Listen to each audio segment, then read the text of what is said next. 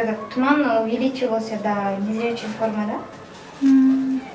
Потом я уже обратилась в республиканские, а жақтан мені уже госпитализация болып, сол жақтан уже дарылап башташты.